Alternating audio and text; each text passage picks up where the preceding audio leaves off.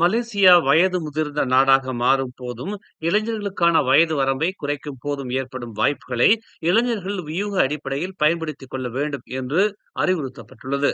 இது தொடர்பில் தேசிய கொள்கைகளை உருவாக்குவதில் இளைஞர்களின் குரல்களை பதிவு செய்வது உட்பட 5 கொள்கைகளை கூட்டரசு பிரதேசத்திற்கான பிரதமர் துறை அமைச்சர் டதஸ்ரீ டாக்டர் ஜலிகா முஸ்தபா பரிந்துரைத்துள்ளார். 30 வயதிற்குள் திறமைகளின் வளர்ச்சியை விரைவுபடுத்துதல், இளைஞர்களை பொருளாதாரத்தில் உந்தச் செய்வது, தலைமுறைகளுக்கு இடையிலான ஒத்துழைப்பை உருவாக்குதல் மற்றும் இளைஞர்களின் நிதி மீள்தன்மையை வலுப்படுத்துதல் ஆகியவற்றையும் அவர் பரிந்துரைத்தார். மேலும் செய்திகளை தெரிந்து கொள்ள தமிழ் மலர் நாளிதழை பாருங்கள்.